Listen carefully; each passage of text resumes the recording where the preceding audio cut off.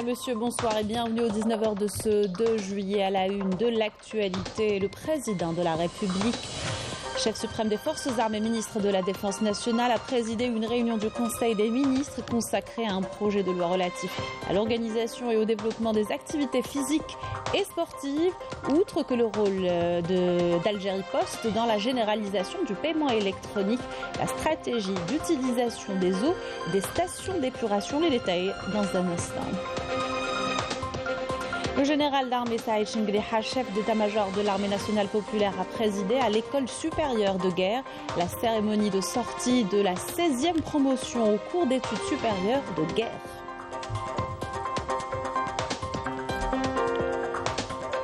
Volet économie dans ce journal avec deux usines, l'une de production d'emballage métallique à Skikda et l'autre de fabrication de pipes pour le transport de pétrole et dérivés à Msila.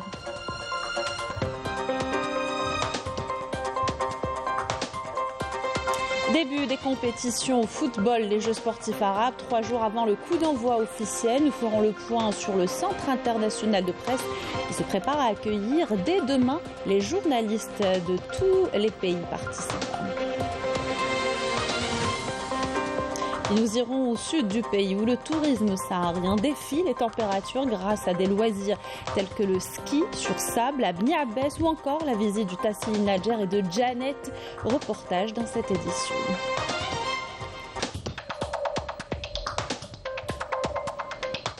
Bienvenue à tous, heureuse de vous retrouver. Je vous le disais en titre, le président de la République, chef suprême des forces armées, ministre de la Défense nationale, Abdelmajid Tebboune, a présidé aujourd'hui une réunion du Conseil des ministres.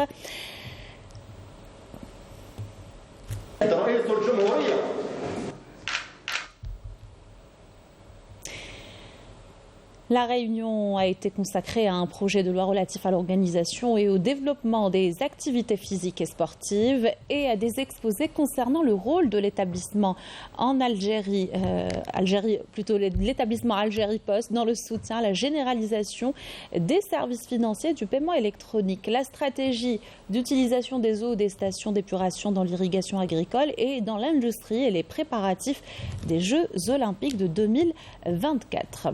Après avoir ouvert la réunion et écouté l'ordre du jour et un exposé sur l'activité du gouvernement au cours des 2 dernières semaines présenté par le Premier ministre, le président de la République a donné les instructions et orientations suivantes. Le Conseil des ministres a approuvé un projet de loi relatif à l'organisation et au développement des activités physiques et sportives visant à développer et à mieux encadrer les différents sports au niveau national, régional et international.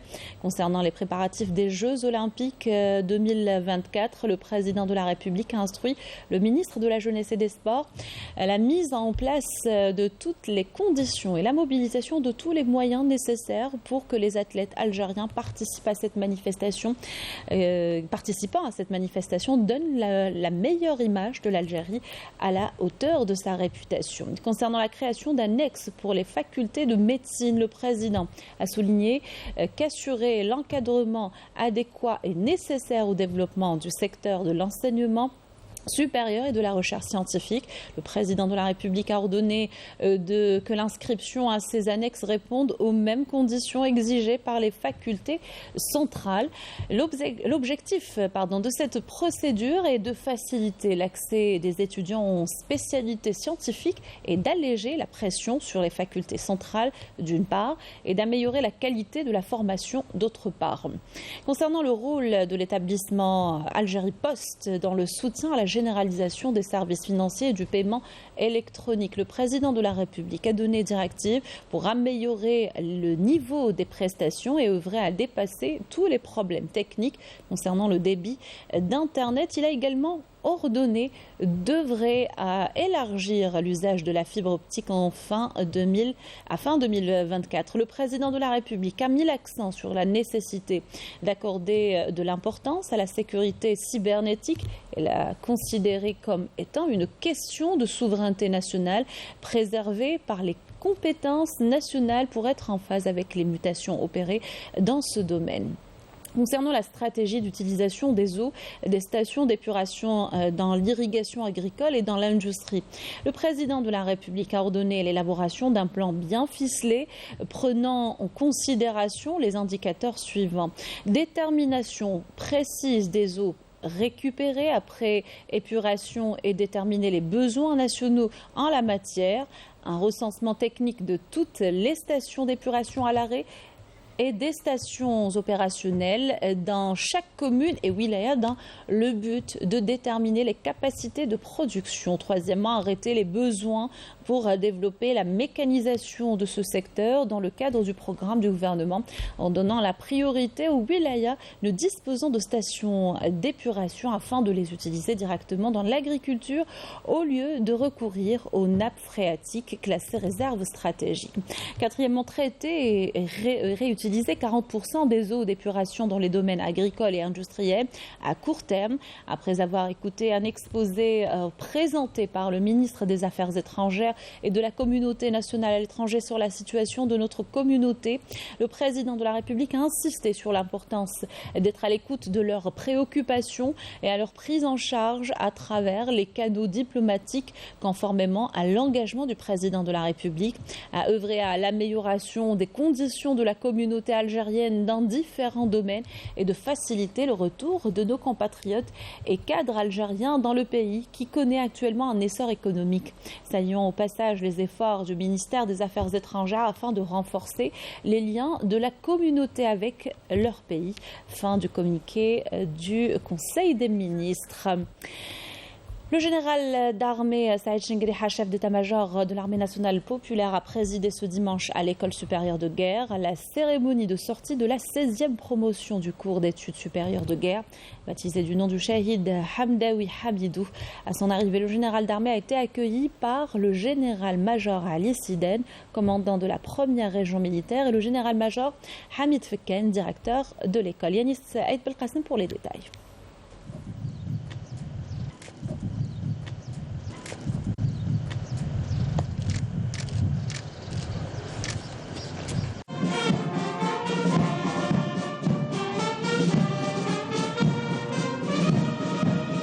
Après la cérémonie d'accueil, le général d'armée a tenu une rencontre avec les cadres et les officiers stagiaires où il a suivi un exposé sur la promotion sortante avant de prononcer une allocution d'orientation dans laquelle il a de prime abord exprimé ses félicitations les plus sincères au personnel militaire et à tout le peuple algérien à l'occasion de la célébration de l'Aïd al-Adha et de la fête de l'indépendance nationale. Par la suite, il a mis en exergue l'attention accordée par le haut commandement de l'armée nationale populaire au domaine de la formation dans tous ses paliers et spécialités, en citant particulièrement l'école supérieure de guerre. وبهذه السانحة أود أن أجدد لكم وللشعب الجزائري قاطبة تهاني الحار بمناسبة عيد الأضحى المبارك كما لا يفوتني أن أتقدم لكم ومن خلالكم. En cette occasion, je tiens à vous adresser, ainsi qu'à l'ensemble du peuple algérien, mes félicitations les plus sincères à l'occasion de l'Aïd al-Adha el-Mubarak. De même, il me plaît à la veille de la célébration du 61e anniversaire de la fête de l'indépendance et du recouvrement de la souveraineté nationale de notre pays, de vous exprimer, ainsi qu'à l'ensemble des personnels de l'armée nationale populaire, mes vœux les meilleurs en priant Dieu le Très-Haut de perpétuer les bienfaits de la sécurité, de la stabilité et du progrès sur notre pays et de conférer à notre armée nationale populaire, sous la conduite du président de la République, chef suprême des forces armées, ministre de la Défense nationale, les moyens de renforcement de sa puissance et de sa disponibilité opérationnelle à même de lui permettre d'accomplir pleinement ses missions constitutionnelles, notamment la défense de la sécurité du pays et des citoyens.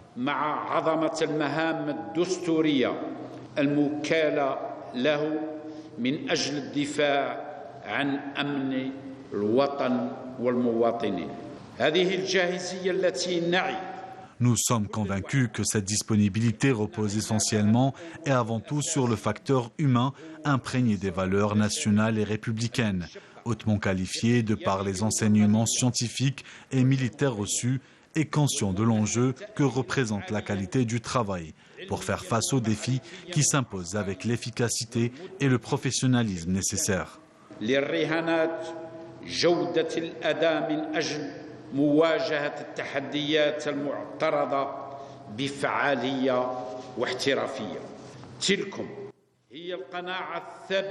Cette conviction étant et si bien ancrée en nous que nous avons toujours veillé à accorder au domaine de la formation dans tous ses paliers et spécialités, notamment au niveau de l'école supérieure de guerre, tout l'intérêt et les moyens nécessaires en prenant en ligne de compte la nature des missions d'enseignement et de formation imparties, mais également notre approche en la matière visant à conférer à cet établissement scientifique supérieur sa dimension méritée qui correspond à l'image de l'armée nationale populaire et à la place privilégiée qui revient à l'Algérie tant sur le plan régional et international.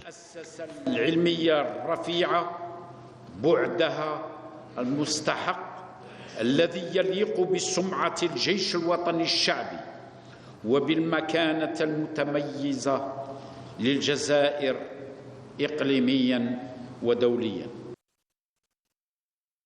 général d'armée a souligné que l'enjeu de la qualité, avec tout ce que renferme ce concept de sens, est devenu un impératif pour suivre les évolutions rapides des sciences militaires et des études stratégiques.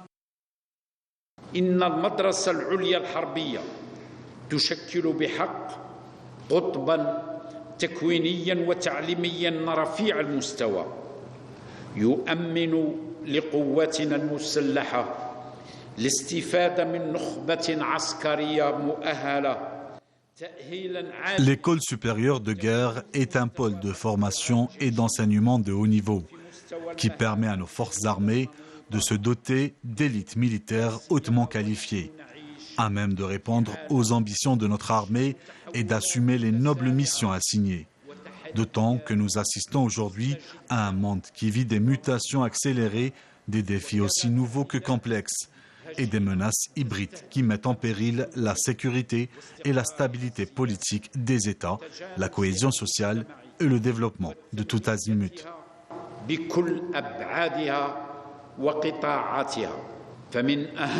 الأهداف الكبرى والمستقبلية المراد تحقيقها من خلال بلوغ منظوماتنا التكوينية العسكرية أهدافها المرجوة هو ربح رهان الجودة بكل ما يحمله هذا المفهوم من معاني ودلالات وأبعاد. Parmi les objectifs majeurs tracés pour notre appareil de formation militaire figure l'enjeu de la qualité avec tout ce que ce concept renferme de sens. En effet, celle-ci devient une exigence pour la professionnalisation et un impératif pour se mettre en phase avec les évolutions rapides des sciences militaires et des études stratégiques et garantir la préparation de nos élites militaires.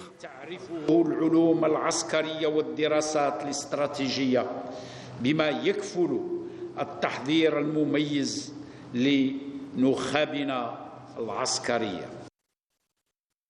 Pour sa part, le directeur de l'école supérieure de guerre, le général-major Hamid Fkan, a rappelé l'intérêt extrême qu'accorde le haut commandement de l'armée nationale populaire au système de formation de manière générale et à l'école supérieure de guerre plus particulièrement.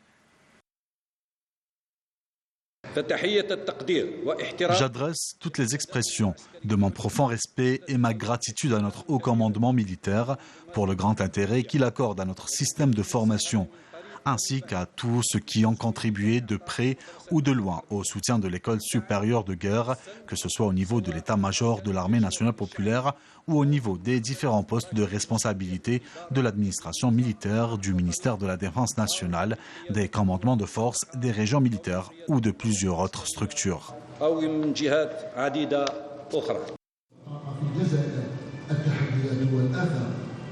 Par la suite, une présentation audiovisuelle a été projetée portant sur le bilan des activités de l'école au titre de l'année scolaire 2022-2023, suivie par l'annonce des résultats.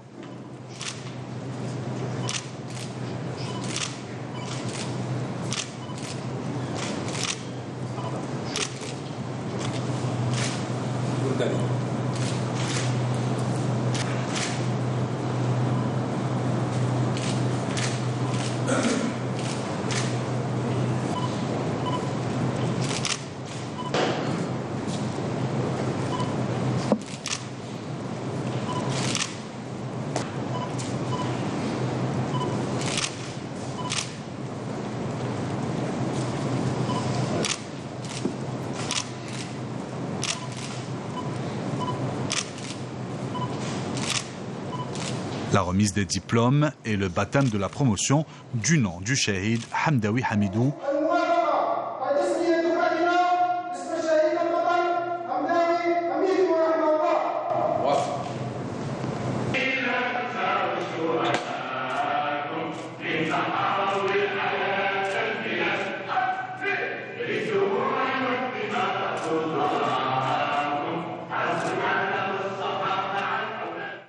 Une allocution a également été prononcée avant la fin de la cérémonie par le représentant de la promotion sortante.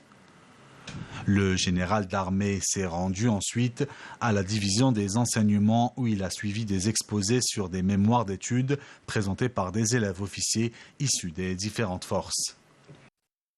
À l'issue, le général d'armée a honoré les membres de la famille du Shahid dont la promotion sortante a été baptisée de son nom avant de signer le livre d'or de l'école.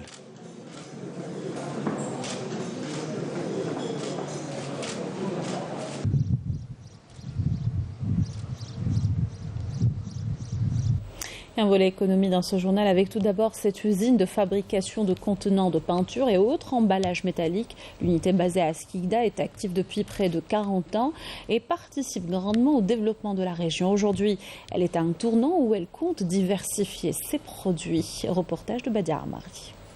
Lancée dans les années 80, cette unité d'emballage métallique est implantée à Skikda, plus précisément à Hamadi Kroma, relevant de l'entreprise nationale des emballages et conditionnements métalliques EMB, leader sur le marché national. Cette unité produit différentes gammes d'emballages pour peinture et autres et alimente tout le territoire national. Produisent les boîtes métalliques et les pailles, ce qu'on appelle les pailles, les bidons de 10 litres, 18 litres, 20 litres et les boîtes de 1 quart jusqu'au 1 litre. Bon, concernant l'unité de Skikda, on a 4 lignes de production. On a plusieurs clients aussi et parmi eux, c'est l'entreprise nationale des peintures. C'est notre client majeur et on a plusieurs aussi clients privés. Ce fleuron de l'industrie nationale a créé beaucoup de postes d'emploi dans la région. Leur nombre atteint parfois 300 en comptant les saisonniers. Aujourd'hui, et après tant d'années de production, le challenge est de préserver cette entreprise et de développer davantage ses produits. L'emploi direct, c'est 130 bonhommes. Et l'emploi indirect, bon, c'est les saisonniers, on a les saisonniers, on a plusieurs. On demande, Inch'Allah, que ce bijou-là, on va le garder pour nos enfants, pour les générations futures, Inch'Allah. De nombreux jeunes ont intégré cette entreprise et évoquent l'évolution de leur carrière. Notre entreprise fabrique des produits de qualité. Elle approvisionne les 58 wilayas. comme ingénieur en chimie. Ensuite, في département de contrôle qualité ودوك راني responsable à service matières premières راني في domaine de contrôle qualité où on assure la bonne qualité depuis l'arrivage des matières premières jusqu'à la production des finales. Voilà. L'EMB de Skikda continue et depuis de longues années a participé au développement local et national dans un contexte d'amélioration du climat des affaires en Algérie. Et Amsila, la chaîne de fabrication de pipes pour le transport du pétrole et dérivés est maîtrisée à 100%. L'usine emploie plus de 400 personnes et propose des pipes aux normes internationales selon un contrôle rigoureux. Sa production peut atteindre les 700 km par an, nous dit Rina Lerari. Réputée pour son savoir-faire dans la production de pipes de haute qualité pour le transport du pétrole brut et autres matières fluides, cette usine implantée à Amsila est devenue une plaque tournante de l'industrie des pipes avec des installations modernes répondant aux normes internationales et une main-d'œuvre hautement qualifiée, 100% algérienne. Nous contrôlons et maîtrisons tout le processus de fabrication. Cette usine, dont la capacité de production annuelle atteint près de 700 km, compte environ 400 ouvriers qui travaillent suivant un système de roulement 3x8. Ces tuyaux sont fabriqués en époxy, une matière extrêmement résistante à la corrosion, même sous des conditions extrêmes. Ils sont régulièrement soumis à des contrôles rigoureux. Nous effectuons plus de 11 contrôles, en commençant par les matières premières jusqu'aux produits commercialisables. Ces pipes sont connus pour leur résistance à la rouille, ce qui les rend très différents de ceux fabriqués à base de métaux ou de ciment. Leurs caractéristiques font qu'ils peuvent être utilisés dans divers secteurs, dans les réseaux d'assainissement, des eaux potables, les stations de dessalement d'eau de mer, les projets industriels en général.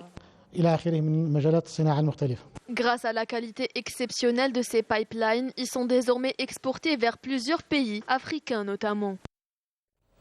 Lancement ce matin de l'application mobile History of Algeria 1830-1962 à l'occasion de la clôture des festivités célébrant le centenaire de l'indépendance de l'Algérie et le 61e anniversaire de la fête de l'indépendance.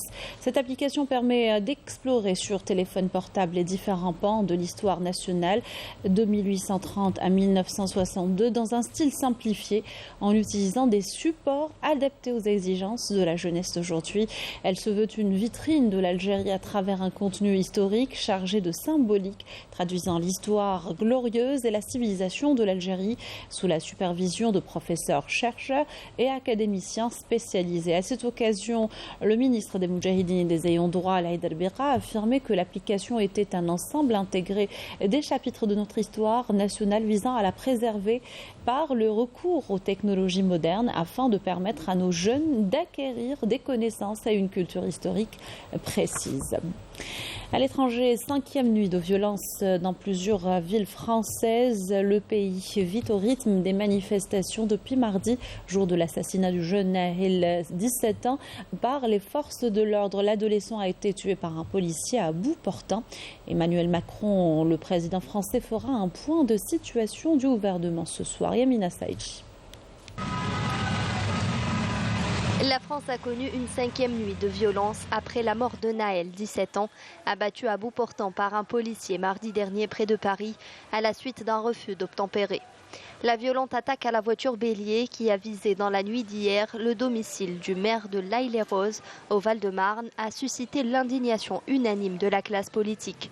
Au terme d'une nouvelle nuit d'émeutes, le choc causé par l'agression visant l'élu a fait passer au second plan la décrue des violences constatées la nuit dernière dans de nombreuses villes de France. Le président Emmanuel Macron, qui n'a pas immédiatement réagi à l'attaque, doit faire un point de situation ce soir à l'Elysée avec plusieurs membres de son gouvernement. La spirale de violence qui secoue le pays inquiète de plus en plus. Pour tenter de l'enrayer, de nombreuses communes ont instauré un couvre-feu et les réseaux de transport en commun ont été fermés plus tôt que prévu, notamment celui des bus et tramways d'Île-de-France à partir de 21h. Pour la 2e nuit consécutive, le ministre avait reconduit un dispositif de 45 000 policiers et gendarmes dans 7 000 à Paris et en proche banlieue, et des renforts conséquents à Marseille Sud et Lyon Centre et Est, les principales agglomérations touchées. Pour rappel, la mort de l'adolescent a provoqué des émeutes dans plusieurs villes de France. Un total de 427 personnes avaient été interpellées, dont 162 à Paris et sa proche banlieue. Alors que les violences semblent en recul, le ministre de l'Intérieur, Gérald Darmanin, a tweeté « Nuit plus calme grâce à l'action résolue des forces de l'ordre ». Mais la question de l'état d'urgence reste posée et surveillée à l'étranger. Plusieurs pays européens, dont la Grande-Bretagne, ont mis à jour leurs conseils aux voyageurs en leur recommandant de ne pas se rendre dans les zones concernées par les violences. La République arabe sahraoui démocratique a pris part aux travaux de la 5e conférence ministérielle sur l'agriculture. Union africaine, Union européenne, c'était au siège des Nations Unies pour l'alimentation et l'agriculture à Rome. Des thèmes importants étaient abordés, notamment l'investissement durable des systèmes alimentaires et de l'agriculture. Et des dizaines de colons sionistes ont envahi à nouveau la mosquée Al-Aqsa al-Quds occupée. Ils ont effectué des tours dans ces esplanades en énième provocation. La mosquée sainte est témoin d'une série de violations quotidiennes et d'incursions de colons où l'occupation sioniste tente d'empêcher les Palestiniens de pratiquer leur droit de culte alors que les colons sont autorisés à pratiquer librement leurs rituels talmudiques. Les frappes aériennes israéliennes près de Homs en Syrie, selon les médias syriens, menées depuis le nord-est de Beyrouth. Ces attaques ont ciblé certains points dans les alentours de la ville syrienne. La défense aérienne a intercepté quelques missiles dans la campagne au nord et enregistré des pertes matérielles. Retour dans le pays pour le coup d'envoi des Jeux sportifs arabes avec la compétition au football avant l'ouverture officielle prévue dans 3 jours. Les matchs sont programmés au stade Shahid Hamlaoui de Constantine et les stades du 19 mai 56 et Chabot de Annaba. Pour cette première journée du tournoi, 4 rencontres sont prévues. Dans le groupe A, le Liban affronte le Soudan et l'Algérie rencontre Oman à Annaba. Pour ce qui est du groupe B, l'Arabie Saoudite sera aux prises avec la Syrie et la Palestine défiera la Mauritanie. Ce sera à Constantine et c'est à Annaba, au stade du 19 mai 56, qu'on retrouve tout de suite notre envoyé spécial Smaïl Belkaïdi. Smaïl, bonsoir. Où en est la première rencontre de ce tournoi ? Eh bien, vous tombez à pic, Sabrina, bonsoir, parce que la rencontre vient juste de se terminer avec un cinglant 3-0 pour le Soudan qui n'a pas fait de détails devant le Liban. Un but en première mi-temps et 2 autres buts, dont un notamment en fin de rencontre. Très joli but, auront permis aux Soudanais de prendre le meilleur sur le Liban. Une défaite pour commencer pour le Liban, mais il y aura encore l'occasion de se racheter. Et puis voilà, c'est le début des Jeux, c'est les éliminatoires, bien sûr, à Constantine. Il y a eu tout à l'heure l'Arabie Saoudite et la Syrie. Je n'ai pas encore le résultat puisque les rencontres se déroulent en simultané. Mais ici, à Annaba, eh bien, elle s'est déroulée dans une excellente ambiance malgré le fait qu'il y ait un peu de chaleur. C'est vrai que le public manque un peu à l'appui, mais je pense qu'ils vont attendre l'équipe nationale qui est attendue vers 21h, le coup d'envoi contre l'équipe du Sultanat de Oman. Une équipe eh bien, qui fait sensation. Attention, il ne faut pas prendre de haut cette équipe et surtout que la bande à Rachid, eh bien, le nouvel entraîneur de cette équipe des U23 eh bien, sera là et l'occasion pour prendre le large dès d'entrée de jeu et les Verts ne comptent pas bien sûr faire de la figuration dans ces Jeux panarabes qui ont commencé aujourd'hui dans une très belle ambiance, même si c'est un peu timide. Il faut dire que la cérémonie est prévue pour le 5 juillet, la cérémonie officielle, mais les éliminatoires, notamment dans le football, ont commencé aujourd'hui et ça a commencé dans de très bonnes conditions. Déjà, eh bien, les spectateurs présents au très beau stade du 19 mai 56 eh bien, ont assisté à 3 buts. Et il faut dire aussi que sur ce terrain, ce bijou, un véritable bijou, eh bien, il y aura pas moins de 10 rencontres officielles en 12 jours, ce qui est très beau pour les organisateurs. Eh bien voilà, Sabrina, c'est ce qu'on peut dire de cette impression qui commence bien, même malgré la chaleur. Les joueurs nous ont donné, les joueurs des 22 équipes à saluer, nous ont donné eh bien, un football de très bonne facture.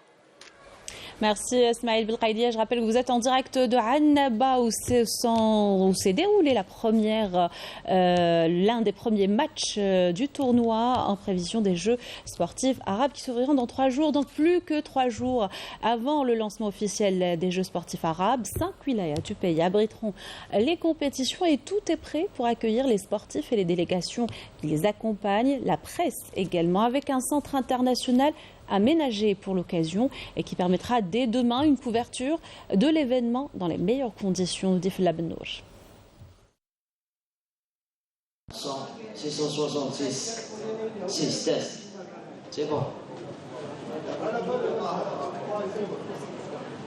On est en train de paramétrer ce qui concerne l'équipement de la régie. Tout ce qui concerne la salle de conférence AD. Couleurs, cadrage, éclairage, tout ça. Vous avez bon moral ? Bien sûr. Fort. Plus fort. C'est le dernier sprint pour les équipes du Centre international de presse. Installation, vérification, le travail a duré toute la nuit. Un briefing s'impose donc à l'abri de notre caméra pour faire le point. C'est la course contre la mort depuis le début. Et heureusement que les gens qui opèrent au sein du comité d'organisation, c'est des gens qui ont acquis une certaine expérience à travers leur participation à l'organisation des événements récents que l'Algérie a abrités. Matin et soir. Ça nous a arrivé des fois jusqu'à 7h du matin. يكون فيها التعب هذه حاجة باينة مع الانستالاسيون تاع الماتريال هكذا. رانا مورال طالع واجدين الحدث هذا. On est à 99%. Tout est prêt pour accueillir la presse. L'organisation de la 15e édition est un challenge pour l'Algérie. Pour l'instant, alhamdoulilah, on a l'habitude. Autre salle, autre ambiance. L'espace dédié aux journalistes accrédités à l'occasion réceptionne les stations de montage et d'infographie. Un équipement de dernière génération pour faciliter le travail de la presse. Nous avons aussi prévu l'aménagement et l'équipement des autres espaces sur les sites de compétition, sur chaque site de compétition. Donc les espaces dédiés aux journalistes, à savoir la tribune de presse, la zone mixte et les press rooms. Donc dans chaque site de compétition, les journalistes pourront travailler à leur aise. Nous avons accrédité en termes de techniciens, caméramans, photographes, journalistes, nous avons atteint le nombre de 700. Et concernant la presse arabe, notamment la presse étrangère, de manière générale, nous avons un chiffre de 110 personnes accréditées. Côté émission, les techniciens sont à pied d'œuvre pour finaliser les décors. 2 plateaux au minimum sont prévus, dont celui du Centre international de presse et celui de l'entreprise nationale de la télévision algérienne. استعلينا عندنا لي بلاطو تاعنا استعليناهم لا ريجيس درنا كيما يقولوا بريبارينا كاع واش راح نبداو ان شاء الله واليوم عندنا ان شاء الله رينيون مع الديريكتور جينيرال. كاين ايكيب تخدم سور بلاطو في ستوديو كاين ايكيب يخرجوا للتيران. À chaque fois نديرو un truc un événement comme ça africain, arabe, méditerranéen, c'est mieux pour nous pour y avoir de l'expérience. 5 villes sont retenues pour ces Jeux attribués à l'Algérie le mois de mars dernier, à savoir Alger, Tipaza, Oran, Annaba et Constantine, ce qui rend le challenge plus important pour les organisateurs, mais pour les journalistes aussi. Voilà pour cette partie consacrée aux Jeux sportifs arabes. Dans l'actualité également, l'arrivée cet après-midi du premier groupe de pèlerins algériens de retour des lieux saints de l'islam. Après l'accomplissement des rituels du Hajj, l'avion d'Air Algérie est descendu à l'aéroport international Houari Boumediene avec à son bord 191 Hajjis. Quand vous voyez sur ces images, je vous invite à écouter ces déclarations recueillies par nos équipes sur place. والله ما شاء الله تبارك الرحمن والحمد لله على فضل ربي ودعينا للأمة الإسلامية ودعينا للبلاد ودعينا كاع الجزائريين. كانت في المستوى الحمد لله ربي وفقنا بان نجوزوا هذه المناسك الحج بارتياحيه الحمد لله ونتمنوا البلاد تكون مليحه ان شاء الله في المستقبل. تمينا المناسك تاعنا الحمد لله ويعني كان استقبال ما شاء الله يعني من كل الجوانب يعني كانت بسهوله ونطلب لبلادنا كل الخير والنجاح وربي يحفظ حدودنا وربي يحفظ يعني قيادتنا وكل يعني الشعب الجزائري. الحمد لله أدوا مناسكهم. Grâce à Dieu, nos pèlerins ont accompli le Hajj dans la joie, heureux des faveurs dont Allah les a comblés. C'était là le premier vol de retour des lieux saints de l'islam. D'autres vols sont programmés à travers les différents aéroports du pays, destinés à les accueillir. Que Dieu accorde sa miséricorde à nos pèlerins que nous avons perdus là-bas et qu'il accorde à leurs familles patience et courage. Nous prenons en charge les malades qui sont encore dans les hôpitaux saoudiens en leur souhaitant de revenir au sein de leur famille.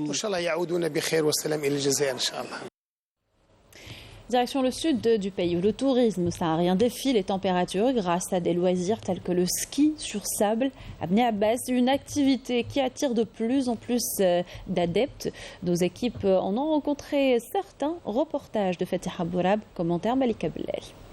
Pour ces férus de ski sur sable venus de loin, Bni Abbas est une destination de rêve avec ses immenses dunes de sable dorées qui leur permettent de faire d'agréables descentes. Située à 1200 km au sud-ouest d'Alger, elle offre aux amateurs des sports de glisse un cadre idéal pour vivre une expérience inoubliable.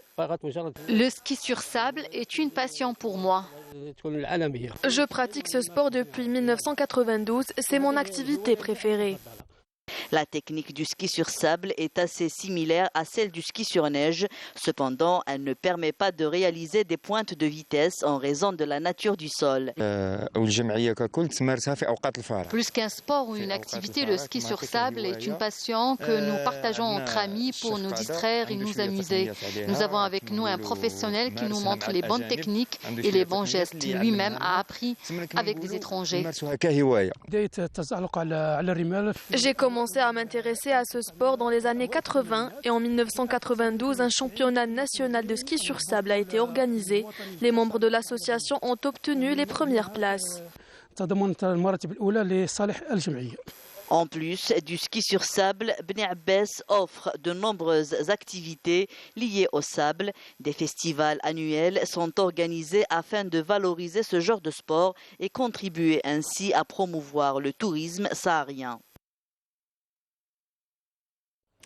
Et nous n'en parlerons jamais assez. L'une des régions les plus mystiques du sud du pays, le Hogar et le Tassili, un véritable musée à ciel ouvert, est l'un des plus importants sites préhistoriques au monde. Pas loin de Janet, également l'oasis féerique au milieu du désert. Badia Amardi nous en parle.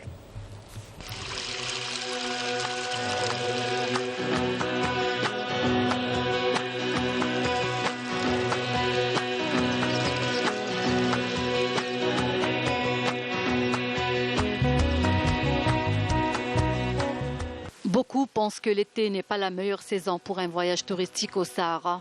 Pourtant, les régions du Hogar et du Tassili, avec leur situation géographique, incitent à l'évasion. Elles accueillent toujours des touristes car ici, leur climat est doux. C'est le cas notamment à Janet.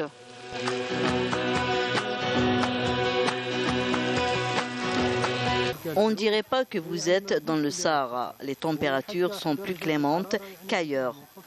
ما نقولوش مثلا سخانه نتاع ولايه اضرار هي نفسها ولايه جانت عندها امتيازات يعني.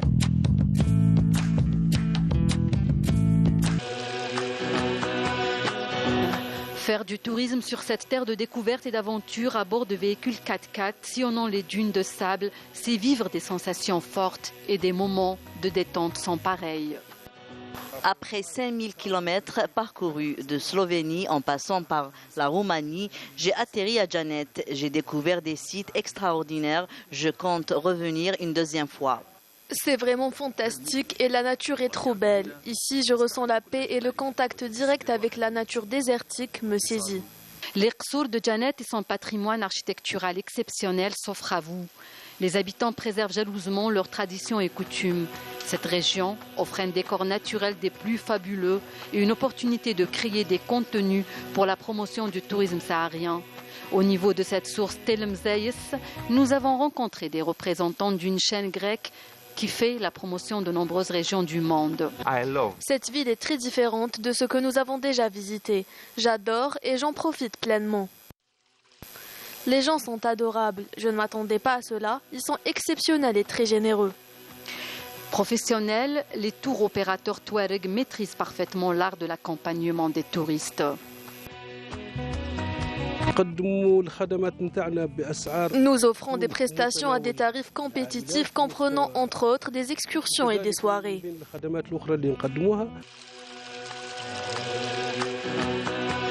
Janet, une destination touristique par excellence.